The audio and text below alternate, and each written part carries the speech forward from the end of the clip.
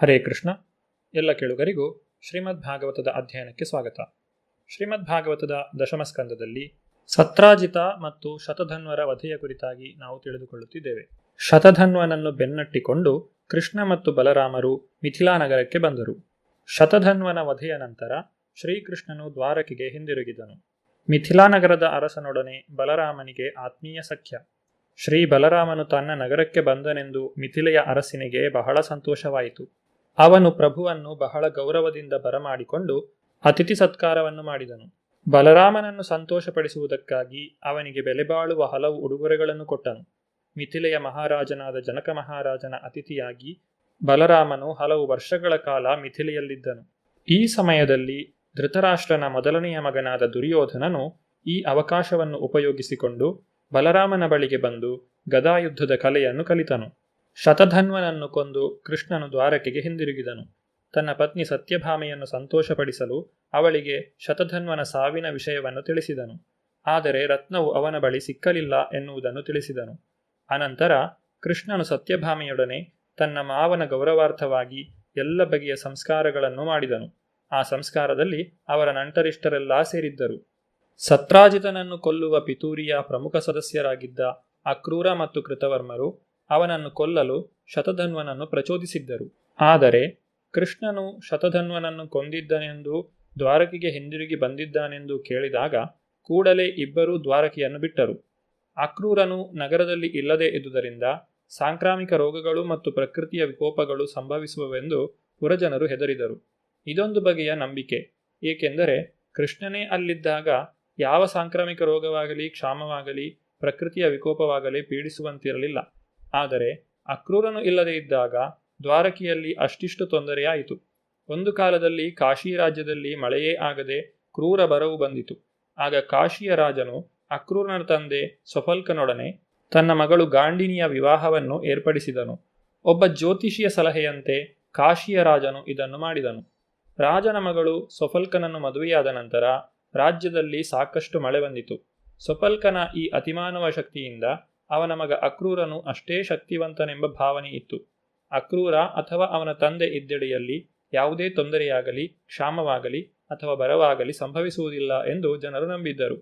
ಕ್ಷಾಮ, ಸಾಂಕ್ರಾಮಿಕ ರೋಗ ಅಥವಾ ಅತಿಯಾದ ಉಷ್ಣ ಅಥವಾ ಶೀತ ಇಲ್ಲದಿರುವ ಮತ್ತು ಜನರು ಮಾನಸಿಕವಾಗಿ, ಆಧ್ಯಾತ್ಮಿಕವಾಗಿ ಮತ್ತು ದೈಹಿಕವಾಗಿ ಸುಖವಾಗಿರುವ ರಾಜ್ಯವನ್ನು ಸುಖವಾಗಿದೆ ಎಂದು ಪರಿಗಣಿಸಬಹುದು. ಏನಾದರೂ ತೊಂದರೆಯಾದಲ್ಲಿ ಜನರು ಮಂಗಳಕರನಾದ ಯಾವುದೋ ವ್ಯಕ್ತಿಯು ನಗರದಲ್ಲಿ ಇಲ್ಲದೇ ಇರುವುದೇ ಅದಕ್ಕೆ ಕಾರಣ ಎಂದು ಭಾವಿಸುತ್ತಾರೆ. ಅಕ್ರೂರನು ಇಲ್ಲದೇ ಇದ್ದುದರಿಂದ ಅಶುಭಕರ ಸಂಗತಿಗಳು ನಡೆಯುತ್ತಿದ್ದವೆಂದು ವದಂತಿಯು ಹಬ್ಬಿತು. ಅಕ್ರೂರನು ಹೊರಟು ಹೋದ ಮೇಲೆ ನಗರದ ಕೆಲವು ಹಿರಿಯರು ಸ್ಯಮಂತಕರತ್ನ ಇಲ್ಲದೇ ಇರುವುದರಿಂದ ಅಶುಭದ ಶಕುನಗಳನ್ನು ಕಂಡರು. ಜನರು ಹಬ್ಬಿಸಿದ ಈ ವದಂತಿಗಳನ್ನು ಕೇಳಿದ ಶ್ರೀಕೃಷ್ಣನು ಕಾಶಿ ರಾಜ್ಯದಿಂದ ಬರುವಂತೆ ಅಕ್ರೂರನಿಗೆ ಆದೇಶವನ್ನು ಕಳುಹಿಸಿಕೊಟ್ಟನು. ಅಕ್ರೂರನು ಕೃಷ್ಣನ ಚಿಕ್ಕಪ್ಪ. ಆದುದರಿಂದ ದ್ವಾರಕೆಗೆ ಹಿಂದಿರುಗಿದಾಗ ಮೊಟ್ಟ ಮೊದಲು ಶ್ರೀಕೃಷ್ಣನು ಹಿರಿಯರಿಗೆ ಯೋಗ್ಯವಾದ ರೀತಿಯಲ್ಲಿ ಅವನನ್ನು ಬರಮಾಡಿಕೊಂಡನು. ಕೃಷ್ಣನು ಎಲ್ಲರ ಹೃದಯದಲ್ಲಿರುವ ಪರಮಾತ್ಮ. ಪ್ರತಿಯೊಬ್ಬರ ಹೃದಯದಲ್ಲಿ ನಡೆಯುವುದೆಲ್ಲವನ್ನೂ ಅವನು ಬಲ್ಲನು.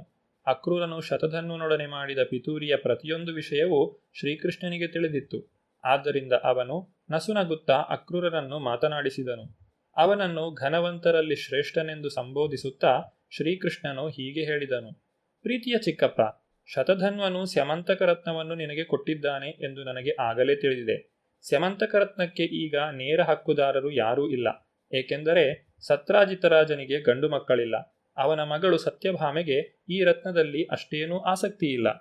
ಆದರೆ ಅವಳು ಹಡಿಯುವಳೆಂದು ನಿರೀಕ್ಷಿಸುತ್ತಿರುವ ಮಗನು ಸತ್ರಾಜಿತನ ಮೊಮ್ಮಗನಾಗುತ್ತಾನೆ.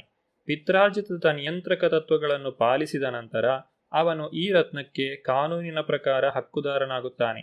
ಈ ಮಾತಿನಿಂದ ಕೃಷ್ಣನು ಸತ್ಯಭಾಮೆಯು ಆಗಲೇ ಗರ್ಭಿಣಿಯಾಗಿದ್ದಾಳೆಂದು, ಅವಳ ಮಗನು ರತ್ನಕ್ಕೆ ನಿಜವಾದ ಹಕ್ಕುದಾರನೆಂದು ನಿಶ್ಚಯವಾಗಿ ಅವನಿಂದ ಅದನ್ನು ತೆಗೆದುಕೊಳ್ಳುವನೆಂದು ಸೂಚಿಸಿದ. ಕೃಷ್ಣನು ಮುಂದುವರಿಸಿದನು: ಆ ರತ್ನದ ಶಕ್ತಿ ಎಷ್ಟೆಂದರೆ ಸಾಮಾನ್ಯ ಮನುಷ್ಯನಾದವನು ಯಾವನೂ ಅದನ್ನು ಇಟ್ಟುಕೊಳ್ಳಲಾರ. ನಿನ್ನ ಕೆಲಸ ಕಾರ್ಯಗಳಲ್ಲಿ ನೀನು ದೈವಭಕ್ತ ಎಂದು ನನಗೆ ಗೊತ್ತು. ಆದ್ದರಿಂದ ಆಭರಣವು ನಿನ್ನ ಬಳಿ ಇರುವುದಕ್ಕೆ ಆಕ್ಷೇಪವಿಲ್ಲ. ಆದರೆ ಒಂದು ಕಷ್ಟವಿದೆ. ಆಭರಣವು ನಿನ್ನ ಬಳಿ ಇದೆ ಎನ್ನುವ ನನ್ನ ಮಾತನ್ನು ನನ್ನ ಅಣ್ಣ ಶ್ರೀ ಬಲರಾಮನು ನಂಬುವುದಿಲ್ಲ. ಉದಾರ ಹೃದಯನಾದ ನಿನಗೆ ಇದು ನನ್ನ ಪ್ರಾರ್ಥನೆ. ನನ್ನ ಇತರ ಬಂಧುಗಳ ಮುಂದೆ ಆಭರಣವನ್ನು ನನಗೆ ತೋರಿಸು, ಆಗ ಅವರಿಗೆ ಸಮಾಧಾನವಾಗುತ್ತದೆ. ಆಭರಣವು ನಿನ್ನ ಬಳಿ ಇದೆ ಎಂದವನನ್ನು ನೀನು ನಿರಾಕರಿಸಲು ಸಾಧ್ಯವಿಲ್ಲ, ಏಕೆಂದರೆ ಹಲವಾರು ವದಂತಿಗಳಿಂದ ನೀನು ನಿನ್ನ ಶ್ರೀಮಂತಿಕೆಯನ್ನು ಹೆಚ್ಚಿಸಿಕೊಂಡಿದ್ದೀಯೆ. ಗಟ್ಟಿ ಚಿನ್ನದಿಂದ ಮಾಡಿದ ಯಜ್ಞಪೀಠದ ಮೇಲೆ ಯಜ್ಞಗಳನ್ನು ಮಾಡುತ್ತಿದ್ದೀಯೆ, ಇದನ್ನು ನಾವು ತಿಳಿದಿದ್ದೇವೆ. ಆಭರಣದ ಗುಣಗಳು ಎಲ್ಲರಿಗೂ ತಿಳಿದಿದೆ. ಅದು ಇದ್ದ ಕಡೆ ಅದನ್ನು ಇಟ್ಟುಕೊಂಡವನಿಗಾಗಿ ಪ್ರತಿನಿತ್ಯವೂ ಸುಮಾರು 9 ಮಣ ಅಪ್ಪಟ ಚಿನ್ನವನ್ನು ಕೊಡುತ್ತಿತ್ತು. ಅಕ್ರೂರನಿಗೆ ಅಷ್ಟೊಂದು ಚಿನ್ನ ಬರುತ್ತಿತ್ತು. ಯಜ್ಞಗಳ ಕಾಲದಲ್ಲಿ ಅವನು ಸಮೃದ್ಧವಾಗಿ ಚಿನ್ನವನ್ನು ಖರ್ಚು ಮಾಡುತ್ತಿದ್ದನು. ಅಕ್ರೂರನು ಚಿನ್ನವನ್ನು ಧಾರಾಳವಾಗಿ ಕೊಡುತ್ತಿದ್ದುದು ಕೃಷ್ಣನು ಸ್ಯಮಂತಕ ರತ್ನವು ಅವನ ಬಳಿಯೇ ಇದೆ ಎನ್ನುವುದಕ್ಕೆ ಖಚಿತ ಸಾಕ್ಷ್ಯ ಎಂದನು. ಸ್ನೇಹಮಯವಾಗಿ ಸವಿಯಾದ ಭಾಷೆಯಲ್ಲಿ ಶ್ರೀಕೃಷ್ಣನು ಅಕ್ರೂರನಿಗೆ ವಾಸ್ತವಾಂಶವನ್ನು ತಿಳಿಸಿಕೊಟ್ಟ. ಶ್ರೀಕೃಷ್ಣನಿಗೆ ತಿಳಿಯದಂತೆ ಏನನ್ನೂ ಬಚ್ಚಿಡಲು ಸಾಧ್ಯವಿಲ್ಲ ಎಂದು ಅರ್ಥ ಮಾಡಿಕೊಂಡ ಅಕ್ರೂರನು ಸೂರ್ಯನಂತೆ ಹೊಳೆಯುತ್ತಿದ್ದು ಬಟ್ಟೆಯಿಂದ ಮುಚ್ಚಿದ ಆಭರಣವನ್ನು ಕೃಷ್ಣನ ಮುಂದೆ ಇಟ್ಟನು. ಶ್ರೀಕೃಷ್ಣನು ಸ್ಯಮಂತಕ ರತ್ನವು ದ್ವಾರಕನಗರದಲ್ಲಿಯೇ ಅಕ್ರೂರನ ಬಳಿ ಇದೆ ಎಂದು ತನ್ನ ಬಂಧುಗಳಿಗೂ ಸ್ನೇಹಿತರಿಗೂ ತಿಳಿಯಬೇಕೆಂದು ಬಯಸಿದನು. ರತ್ನವನ್ನು ತನ್ನ ಕೈಯಲ್ಲಿ ತೆಗೆದುಕೊಂಡು ಅದನ್ನು ಎಲ್ಲರಿಗೂ ತೋರಿಸಿ ಮತ್ತೆ ಅಕ್ರೂರನಿಗೆ ಕೊಟ್ಟನು. ಸ್ಯಮಂತಕ ರತ್ನದ ಕಥೆಯ ಮಹತ್ವ ಬಹಳ ದೊಡ್ಡದು. ಸ್ಯಮಂತಕ ರತ್ನದ ಕಥೆಯನ್ನು ಕೇಳಿದವರು ಅಥವಾ ಹೇಳಿದವರು ಅಥವಾ ಸ್ಮರಿಸಿದವರು ಎಲ್ಲ ಅಪಕೀರ್ತಿಯಿಂದ ಮತ್ತು ಪಾಪಗಳ ಕರ್ಮಫಲಗಳಿಂದ ಮುಕ್ತರಾಗುತ್ತಾರೆ. ಅವರು ಅತ್ಯುನ್ನತ ಪರಿಪೂರ್ಣ ಶಾಂತಿ ಸ್ಥಿತಿಯನ್ನು ಪಡೆಯುತ್ತಾರೆ. ಧೃತರಾಷ್ಟ್ರನ ಹಂಚಿಕೆಯಿಂದ 5 ಪಾಂಡವರು ಹಾಗೂ ಅವರ ತಾಯಿ ಕುಂತಿಯು ಅವರು ವಾಸಿಸುತ್ತಿದ್ದ ಅರಗಿನ ಮನೆಗೆ ಬೆಂಕಿ ಬಿದ್ದಾಗ ಸತ್ತು ಹೋದರು ಎಂದು ಬಲವಾದ ವದಂತಿಯೂ ಇತ್ತು. ಆದರೆ ದ್ರೌಪದಿಯ ವಿವಾಹದ ಸಮಯದಲ್ಲಿ 5 ಸಹೋದರರನ್ನು ಕಂಡಿದ್ದರಿಂದ ಪಾಂಡವರು ಅವರ ತಾಯಿಯೂ ಸತ್ತು ಹೋಗಿರಲಿಲ್ಲ ಎಂದು ಇನ್ನೊಂದು ವದಂತಿಯು ಹಬ್ಬಿತು. ಇದೊಂದು ನಿಜವಾದ ವದಂತಿಯಾಗಿತ್ತು. ಅವರು ರಾಜಧಾನಿ ಹಸ್ತಿನಾಪುರಕ್ಕೆ ಬಂದರು. ಜನರು ಅವರನ್ನು ಎದುರಿಗೆ ಕಂಡರು. ಕೃಷ್ಣ ಮತ್ತು ಬಲರಾಮರಿಗೆ ಈ ಸುದ್ದಿ ತಲುಪಿದಾಗ ಶ್ರೀಕೃಷ್ಣನು ತಾನೇ ಅವರನ್ನು ನೋಡಲು ಬಯಸಿದನು. ಆದ್ದರಿಂದ ಹಸ್ತಿನಾಪುರಕ್ಕೆ ಹೋಗಲು ತೀರ್ಮಾನಿಸಿದನು. ಕೃಷ್ಣನು ಈ ಬಾರಿ ಹಸ್ತಿನಾಪುರಕ್ಕೆ ರಾಜವೈಭವದಲ್ಲಿ ಹೋದನು. ಅವನ ದಂಡನಾಯಕ ಯುಯುಧಾನ ಮತ್ತು ಬಹುಮಂದಿ ಸೈನಿಕರನ್ನು ಕರೆದುಕೊಂಡು ಹೋದನು. ವಾಸ್ತವವಾಗಿ ನಗರಕ್ಕೆ ಬರಬೇಕೆಂದು ಅವನನ್ನು ಆಹ್ವಾನಿಸಿರಲಿಲ್ಲ. ಆದರೂ ತನ್ನ ಪರಮಭಕ್ತರಲ್ಲಿ ಅವನಿಗಿದ್ದ ಪ್ರೀತಿಯಿಂದ ಪಾಂಡವರನ್ನು ನೋಡಲು ಹೋದನು. ಅವನು ಪಾಂಡವರಿಗೆ ಮೊದಲೇ ತಿಳಿಸದೇ ಹೋದನು. ಅವನನ್ನು ಕಾಣುತ್ತಲೇ ಅವರು ತಮ್ಮ ಪೀಠಗಳಿಂದ ಎದ್ದು ನಿಂತರು. ಶ್ರೀಕೃಷ್ಣನಿಗೆ ಮುಕುಂದನೆಂದೂ ಹೆಸರು. ಏಕೆಂದರೆ ಯಾವ ಮನುಷ್ಯನು ಸದಾ ಶ್ರೀಕೃಷ್ಣನ ಸಂಪರ್ಕದಲ್ಲಿ ಇರುವನೋ ಅಥವಾ ಸಂಪೂರ್ಣ ಕೃಷ್ಣ ಪ್ರಜ್ಞೆಯಲ್ಲಿ ಅವನನ್ನು ಕಾಣುವನೋ ಅವನು ಕೂಡಲೇ ಎಲ್ಲ ಐಹಿಕ ಬಾಧೆಗಳಿಂದ ಮುಕ್ತನಾಗುತ್ತಾನೆ. ಇಷ್ಟೇ ಅಲ್ಲ, ಅವನು ಕೂಡಲೇ ಆತ್ಮಾನಂದದ ಅನುಗ್ರಹವನ್ನು ಪಡೆಯುತ್ತಾನೆ.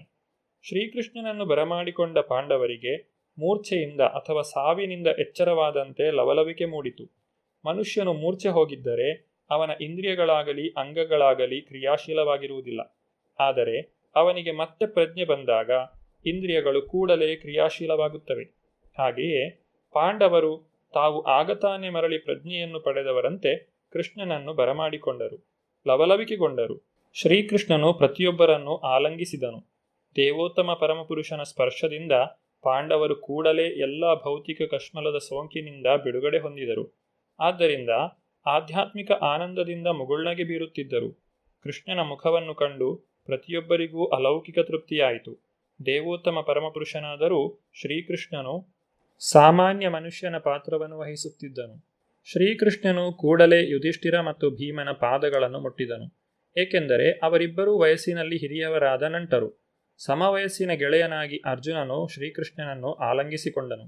ಕೃಷ್ಣನಿಗೆ ಗೌರವವನ್ನು ಸೂಚಿಸಲು ನಕುಲ ಸಹೋದೇವರು ಅವರ ಚರಣಕಮಲಗಳನ್ನು ಮುಟ್ಟಿದರು. ಪಾಂಡವರ ಮತ್ತು ಶ್ರೀಕೃಷ್ಣನ ಸ್ಥಾನಗಳಿಗೆ ಅನುಗುಣವಾಗಿ ಶಿಷ್ಟಾಚಾರದಂತೆ ಕುಶಲ ಪ್ರಶ್ನೆಗಳಾದ ನಂತರ ಶ್ರೀಕೃಷ್ಣನಿಗೆ ಉನ್ನತ ಸ್ಥಾನವನ್ನು ಕೊಟ್ಟರು. ನವವಧು ದ್ರೌಪದಿಯು ಶ್ರೀಕೃಷ್ಣನಿಗೆ ತನ್ನ ಗೌರವಪೂರ್ವಕ ನಮಸ್ಕಾರಗಳನ್ನು ಅರ್ಪಿಸಲು ಬಂದಳು. ಹಸ್ತಿನಾಪುರಕ್ಕೆ ಶ್ರೀಕೃಷ್ಣನೊಡನೆ ಹೋಗಿದ್ದ ಯಾದವರನ್ನು ಬಹಳ ಸೌಜನ್ಯದಿಂದ ಬರಮಾಡಿಕೊಳ್ಳಲಾಯಿತು. ವಿಶೇಷವಾಗಿ ಸಾತ್ಯಕಿಗೆ ಎಂದರೆ ಯುಯುಧಾನನಿಗೆ ಗೌರವವನ್ನು ತೋರಿಸಿ ಅವನಿಗೆ ಆಸನವನ್ನು ನೀಡಿದರು. ಉಳಿದವರೆಲ್ಲರೂ ಉಚಿತವಾದ ಆಸನಗಳಲ್ಲಿ ಕುಳಿತ ನಂತರ ಪಂಚಪಾಂಡವರು ಶ್ರೀಕೃಷ್ಣನ ಬಳಿ ಆಸೀನರಾದರು. ಕೃಷ್ಣನು ಪಂಚಪಾಂಡವರನ್ನು ಕಂಡ ನಂತರ ಪಾಂಡವರ ತಾಯಿಯಾದ ಕುಂತಿಯನ್ನು ಕಾಣಲು ತಾನೇ ಹೋದನು. ಅವಳು ಶ್ರೀಕೃಷ್ಣನ ಸೋದರತ್ತೆಯೂ ಹೌದು. ತನ್ನ ಸೋದರತ್ತೆಗೆ ಗೌರವವನ್ನು ತೋರಿಸಿ ಶ್ರೀಕೃಷ್ಣನು ಅವಳ ಪಾದಗಳನ್ನು ಮುಟ್ಟಿದನು. ಕುಂತಿಯ ಕಣ್ಣುಗಳು ಹನಿಗೂಡಿದವು. ಅವಳು ಬಹಳ ಪ್ರೀತಿಯಿಂದ ಭಾವಪೂರ್ಣಳಾಗಿ ಅವನನ್ನು ಆಲಂಗಿಸಿದಳು. ಶ್ರೀಕೃಷ್ಣ ಮತ್ತು ಪಾಂಡವರ ನಡುವೆ ನಡೆದ ಪ್ರೀತಿಯ ವಿನಿಮಯದ ಮುಂದುವರಿದ ಭಾಗವನ್ನು ನಾವು ಮುಂದಿನ ಸಂಚಿಕೆಯಲ್ಲಿ ನೋಡೋಣ. ಧನ್ಯವಾದಗಳು. ಹರೇ ಕೃಷ್ಣ.